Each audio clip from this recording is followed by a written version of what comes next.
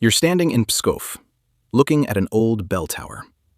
These open-wall zvonnitsy, right? And you notice something odd. The supporting piers aren't the same. One's thick, the next is skinny. Turns out, each pier matches the weight of the bell it holds. The heavier the bell, the thicker the pier. No fake symmetry. No pretending. That's weirdly moving for a bunch of rocks, you know? Right? It's a building with no secrets. I can't get that image out of my head. Okay, but wait. Are we really doing this? A whole podcast episode on architecture? Yes, there are photos in the essay that goes with this episode. Please look at them. But we're still mostly describing buildings with words. Gregory, this is like describing a painting over the phone. We are. So, photos or no photos, this is radio ballet. Exactly. And we're committed. And not just any architecture, medieval Russian architecture. In a city I'm betting most of our listeners couldn't find on a map if you spotted them the first 3 letters. They'd get P, S, K, and stall. Anyway, hi, I'm Gregory. And I'm Dina. And if you've been following the podcast, you know we mostly talk about politics, ideology, propaganda. The big, unavoidable stuff. Because when it comes to today's Russia, there's an elephant in the room. And pretending it's not there would be dishonest. But today, we're leaving the elephant outside. Locking the door, throwing away the key. Today we talk about something beautiful. No Kremlin, no Red Square, not even a golden dome in sight. We're heading to Pskov, a frontier city where little white churches hug the hills instead of stabbing the sky. Here, asymmetry isn't a mistake. It's a philosophy. And the most innovative medieval architecture in Russia? Not the work of tsars or princes, but of neighborhood committees with a pile of limestone and not enough cash. Neighborhood committees. Neighborhood committees. These buildings got UNESCO status, and the tradition behind them? Snuffed out. Not by war, not by fire, but by Moscow, swallowing up the little republic that built them. So, beauty, politics, destruction, and, because we're feeling generous, a half-built church in Iceland. Just your average podcast stroll. The photos are all in the companion essay. Think of them as your architectural flotation device.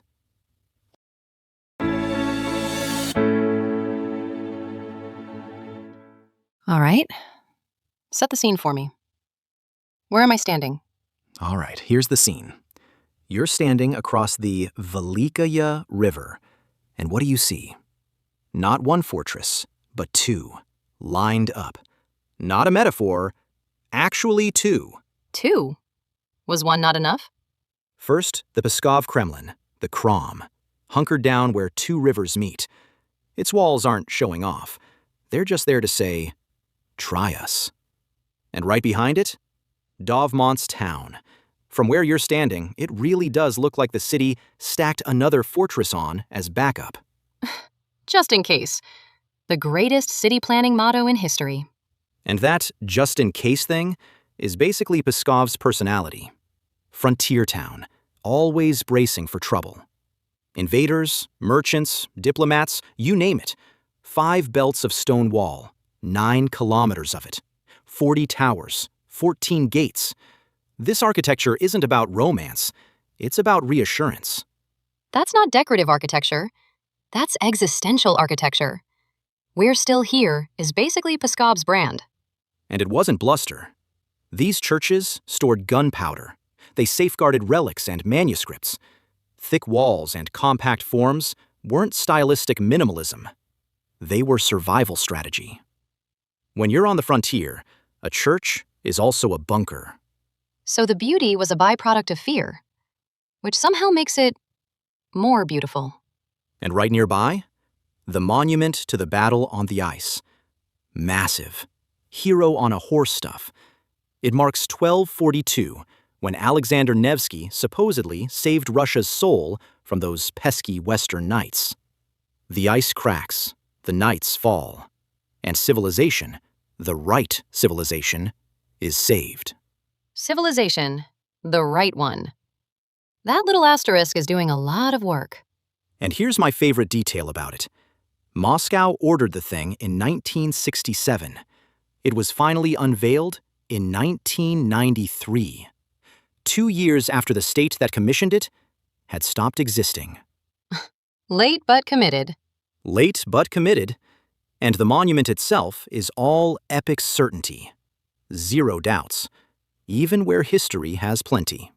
Like a guy at a dinner party who's very sure of himself, even when nobody else is. History moved on. The monument didn't get the memo. Exactly. But Pskov isn't just fortresses and battle statues. There are merchant chambers, stone houses that look like miniature citadels, monasteries woven into the river landscape, layers from the imperial era, scars from the Soviets. And many of the churches doubled as infrastructure, lower levels used by merchants and guilds for storage. These weren't purely spiritual buildings. And the skyline? Low, stretched out. It doesn't try to impress you. Nothing in the city is pitched at the visitor. The effect is steadying. So level with me. Have you actually been there, or are you quoting guidebooks? Twice. First time, mid-90s. And it was bleak. Classic post-Soviet gloom. Crumbling facades, empty streets, everything draped in that gray fatigue. The whole city felt tired of history. That's peak 90s Russia right there. Beauty buried under neglect. But then I went back, just before the war with Ukraine, and it had changed. New hotels, cleaned-up churches, riverbanks that actually looked loved. Still not glossy, not Moscow, but no longer forgotten. So not a miracle makeover. More like a quiet recovery. Still very provincial, though. Shrinking population, not much money, all the stuff you'd expect. On a map, it's the West, a couple 100 kilometers from Estonia and Latvia. But in the Russian mind, it's a backwater. Flights from Moscow are rare and pricey, and the train is a 9-hour haul. The western edge of the country. That feels like the edge of everything. A frontier for centuries. And that outsider status kept it different. Its own laws, its own charter, its own way of building. That's why the architecture stayed unique. Are about outside the city. Anything worth the detour? Oh, absolutely. The Pskovo-Pechersky Monastery. Half monastery, half fortress, built right into the caves. Still going after centuries. Hold on to that one. It comes back later in this episode. And not happily. Ominous. You could spend a week here. And not the brochure version. A slow, reflective week. See, most people think Russia and picture Moscow or St. Petersburg. Grand, showy, all spectacle. Pskov is the opposite. It's anti-spectacle. Marginal, layered, a bit inconvenient. But that's why it matters. Russia isn't just its capitals. It's these out-of-the-way places that kept history alive. Quietly. Stubbornly. And then, finally, the churches.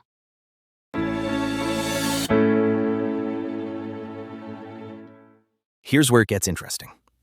When most people, if they've even heard of Pskov, think of it, they picture these small, white, almost bashful churches. 10 of them made the UNESCO list in 2019. They span the 12th century to the early 17th, the peak being the 15th and 16th. They're beautiful, sure, but that's just the start. I always lumped Pskov and Novgorod together. Both medieval, both limestone, both domes. On the surface, yeah. Byzantine roots, chunky cube shapes with a single dome on top, thick walls, skinny windows, serious silhouettes. Easy to put them in the same basket. But look closer, and they're totally different. Novgorod's churches are about monumentality. Big, symmetrical, kind of bossy. Pskov's are personal, a little quirky, shaped by their surroundings. Where Novgorod makes pronouncements, Pskov negotiates. Negotiates with what?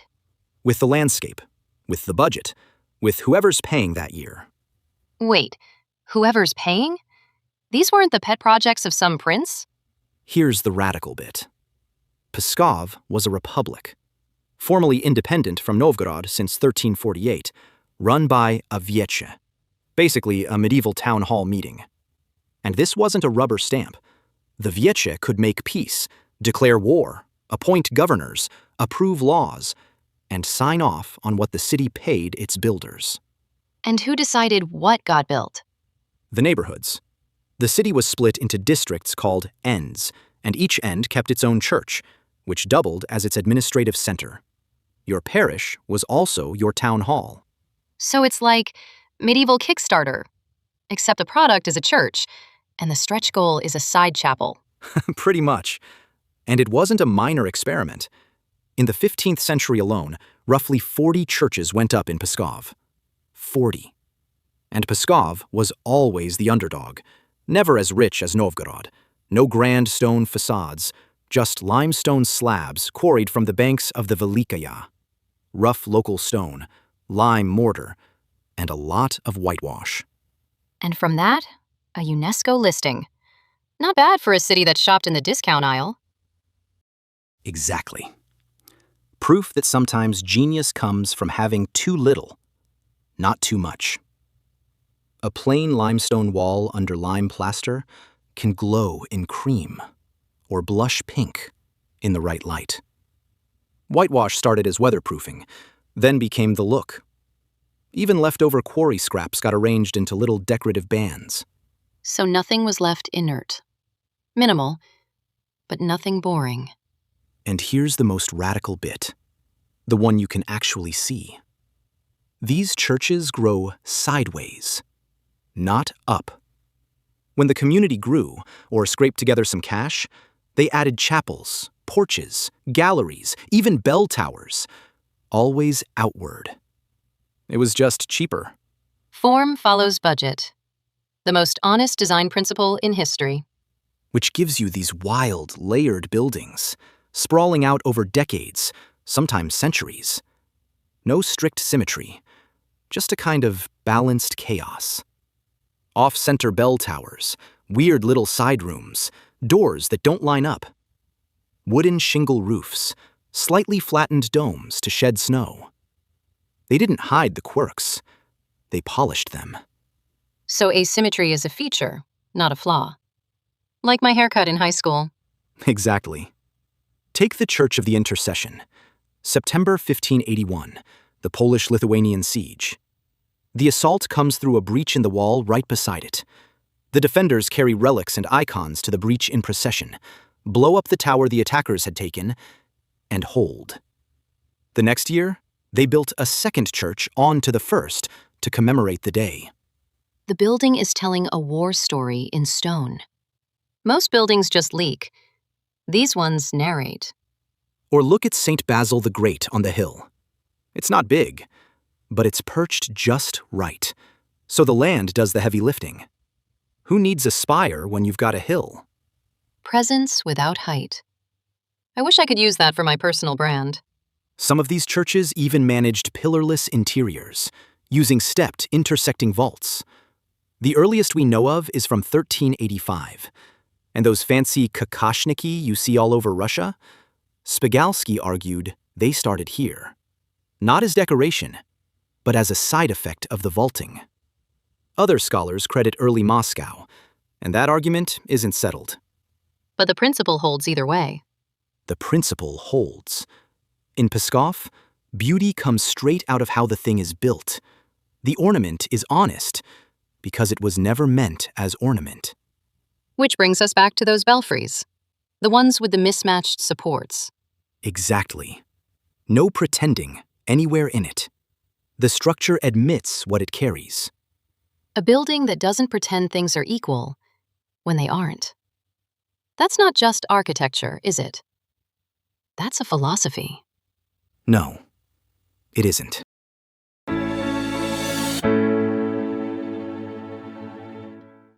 Okay. Take me inside one.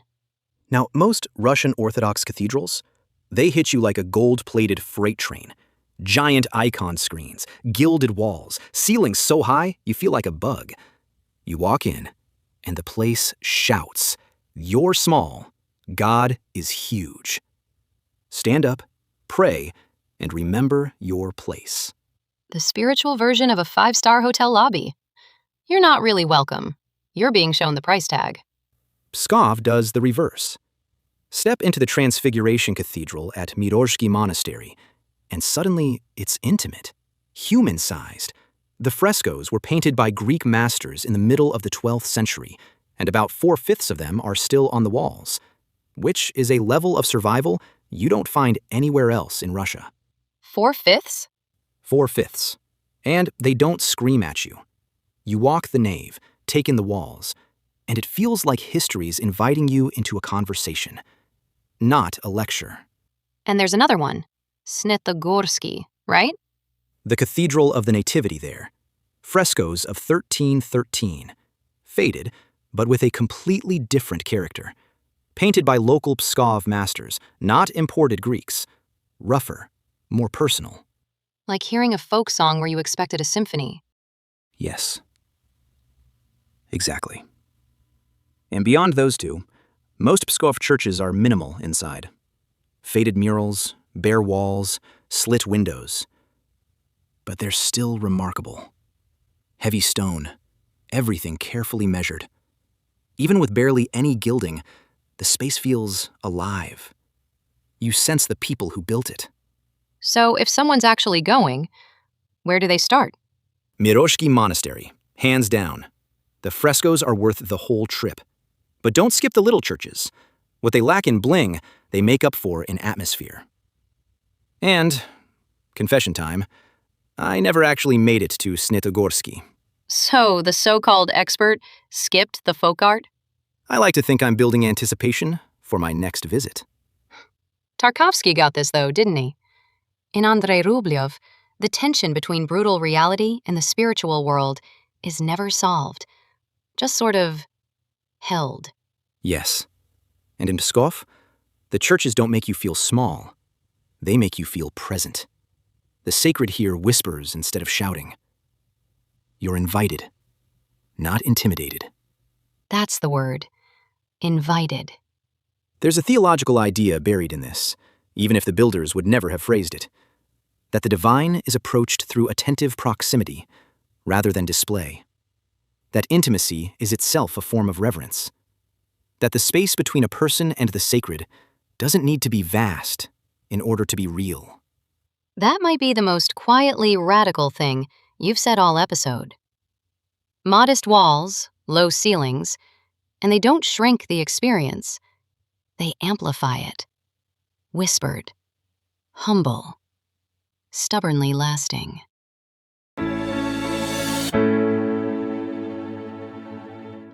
Here's a twist for you. Pskov looks so convincingly medieval because of a 20th century decision. Somebody made it look old. On purpose?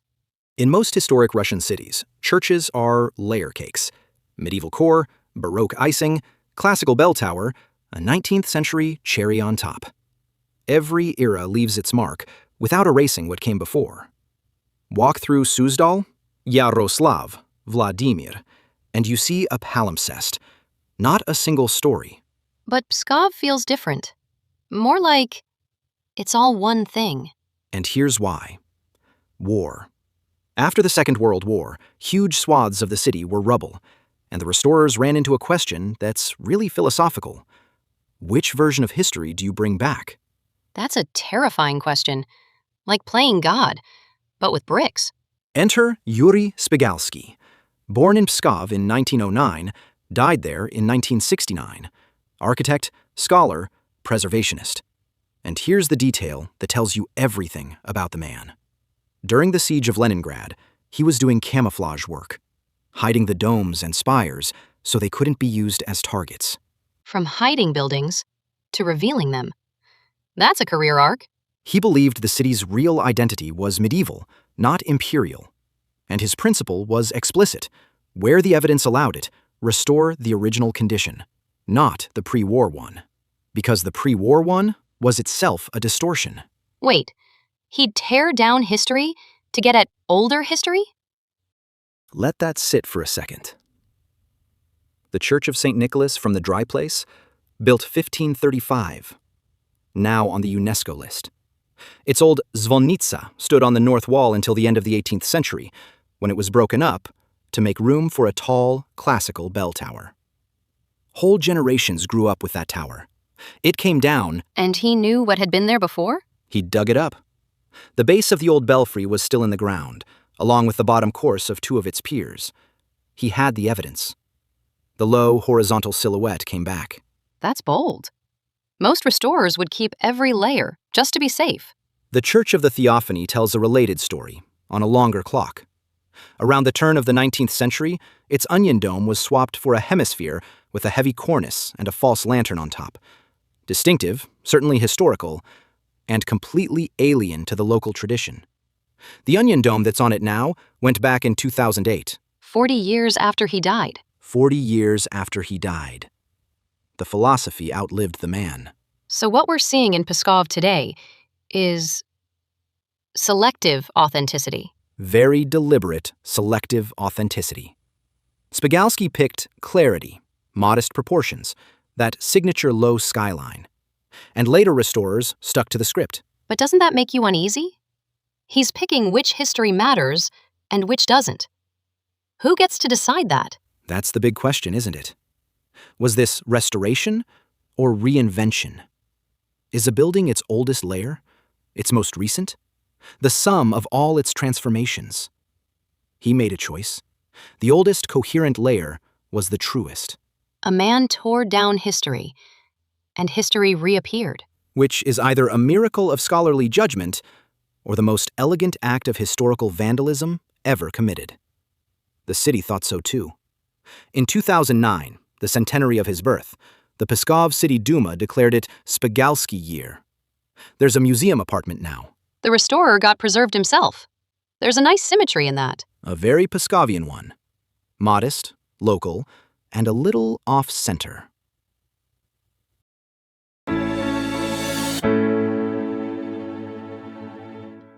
Before Moscow turns up and ruins the mood. One quick thing. We don't have sponsors. Turns out a podcast about Russian propaganda isn't a demographic advertisers fight over. Still, their loss.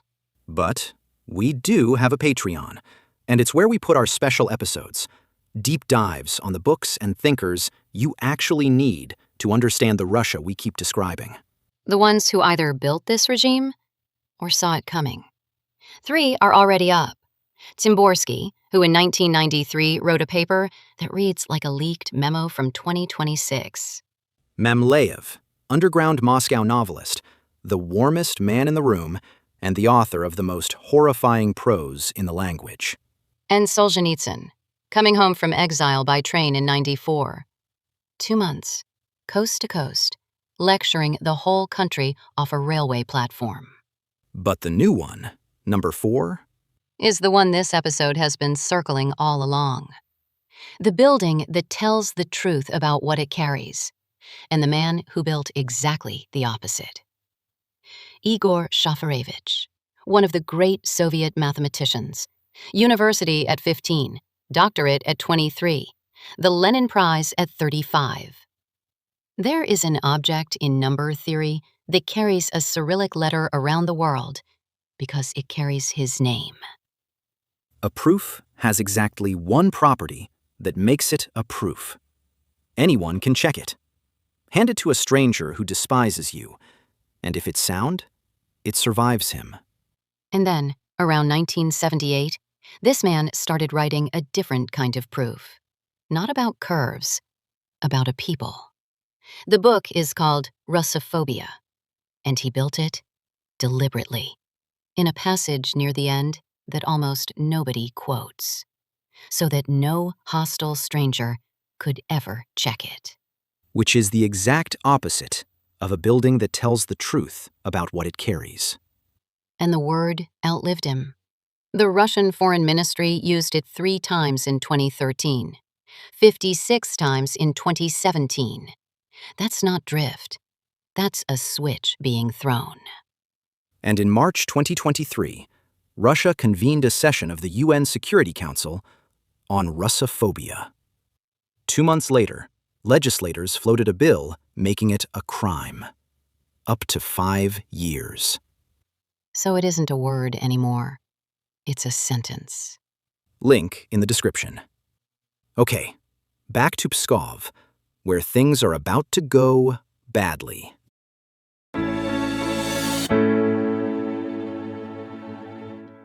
Right. 1510.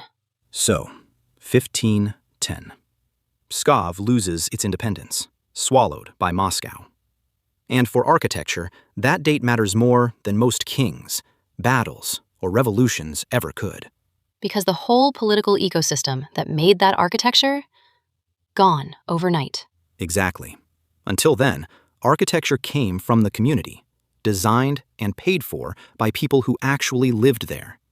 When Moscow took over, that culture vanished, and with it, the conditions that made the buildings what they were. And the takeover wasn't even dramatic, was it? No burning? That's the thing. Moscow didn't burn Pskov's churches. It just drained the political soil they grew from. And the symbolic moment is precise. The 13th of January, 1510. The veche bell was taken off the belfry while the townspeople wept. Within weeks, 300 leading families had been deported and replaced with settlers loyal to Moscow. They didn't just take the city. They took the bell. The silence was the point. And then Ivan the Terrible showed up and made it worse. Much worse. In 1565, he splits the country. His personal terror zone, the Oprichnina, and the rest, the Zemshina, left with the taxes and the chaos. Pskov got stuck in the Zemshina. Not destroyed, just bled dry. And when he came to town himself? February 1570. Straight from the massacre at Novgorod. The town met him with bells and bread and salt, and he spared it. He did have the abbot of the Pechersky monastery killed, and he stripped the Trinity Cathedral of its treasures, its bells, and its icons, before he left. That's the pattern, right? Moscow eats the periphery loses its voice, and then everyone wonders why everything sounds the same. Then came decades of non-stop war. The Livonian War, Poland-Lithuania, Sweden. Sieges, economic decline, broken trade networks. Buildings shifted from experiment to repair. And when St. Petersburg was founded in 1703, the spotlight moved north. So the architecture faded because the city faded. But here's the twist. The builders didn't disappear. They were sent east. At the end of 1554, a decree dispatched the Pskov clerk Postnik Yakovlev, the mason Ivan Shiryai, and 200 Pskov masons, stonecutters, and quarrymen to build the stone city of Kazan. They set out the following spring. 200 of them. 200. And the stone churches that went up at Sviashk, the fortress town 30 kilometers away, in exactly those years, are attributed to the same crew. Not from a surviving order, from the style, and from the fact that they were demonstrably there. UNESCO calls it a synthesis of Pskov, Moscow, and Volga traditions. So the tradition didn't end. It migrated. It was conscripted, absorbed into imperial expansion, severed from the civic context that gave it meaning. After the 1600s, the thread wore thin. Baroque, Classicism, all the copycat styles took over. The Pskov accent survived as a faint echo, a tradition whose last practitioners died without passing it on. A language without speakers. Almost.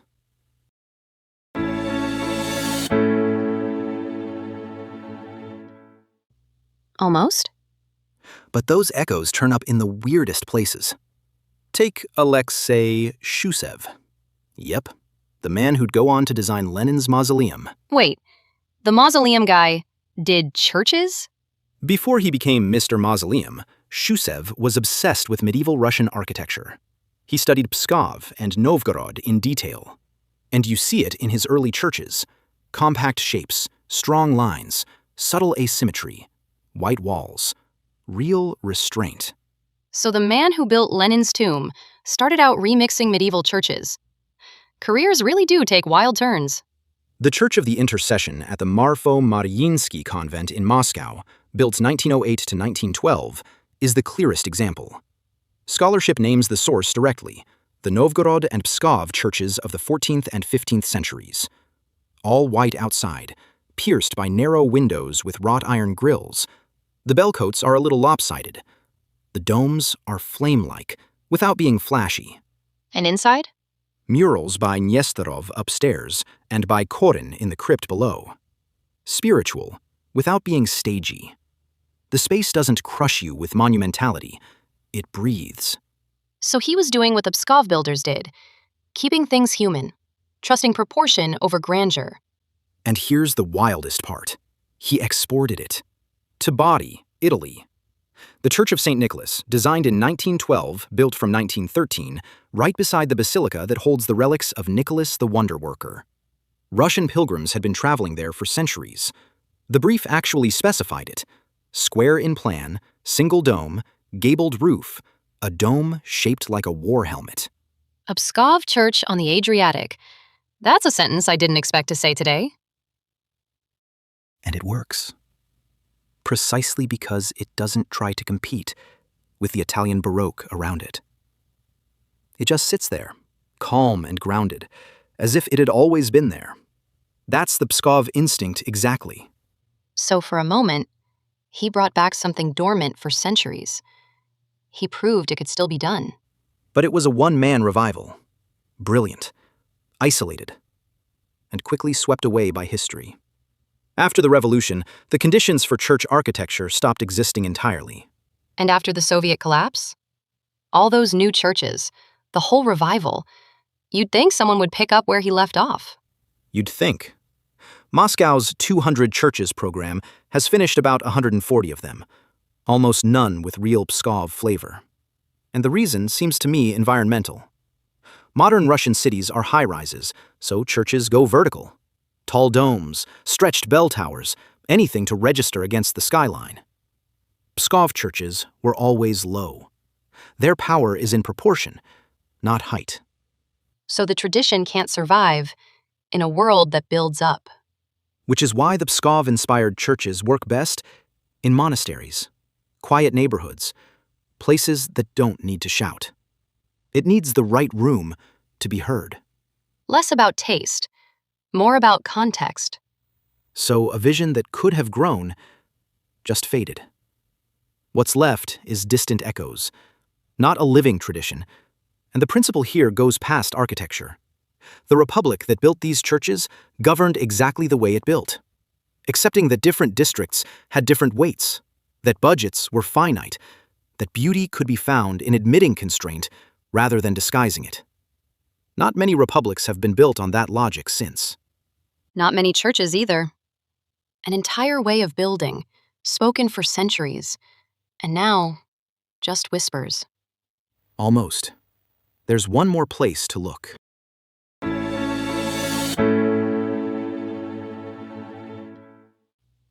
One more place.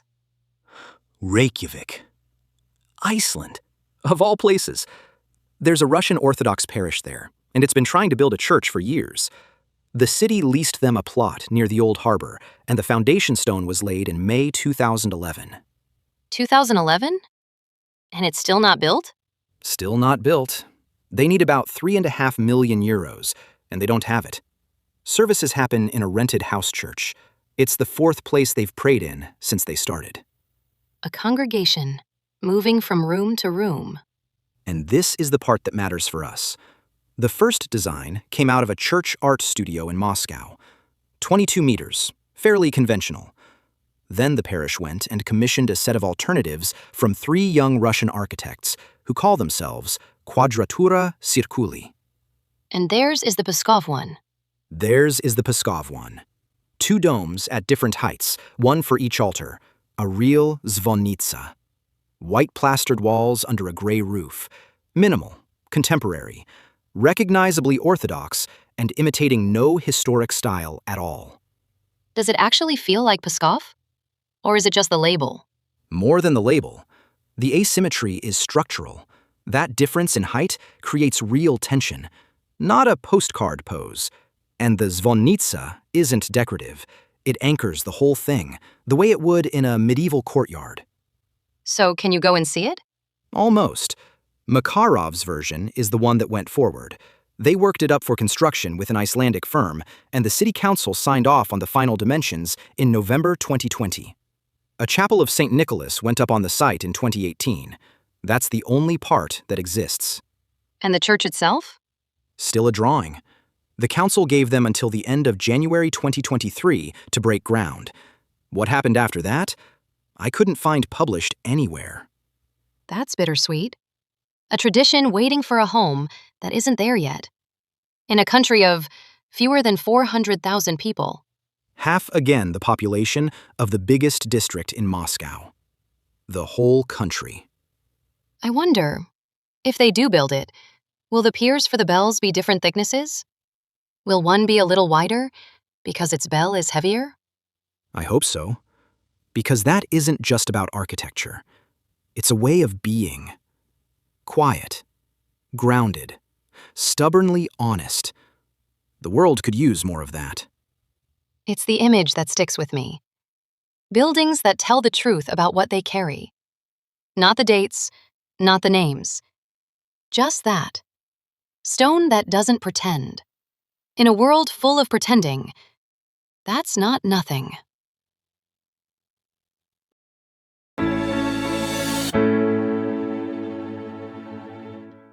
If you want to dig deeper, the UNESCO page on the churches of the Pskov School of Architecture is the best thing in English, even if it's a little dry. Links and photos are in the companion essay. And if you're up for a trip to Russia, and you're at peace with the fact that a sliver of your budget might fund the next metaphorical battle on the ice, go for it. Pskov is worth it. The walls are magnificent, the river is beautiful, the history is dense. And possibly the biggest surprise, The craft beer. some genuinely excellent craft beer bars in a medieval frontier town. Nobody saw that coming. On that very unexpected note, thanks for listening. Stay curious. And if you ever find yourself in Reykjavik, look for the unfinished church. It might not be there yet, but the idea is. And sometimes, that's what matters most.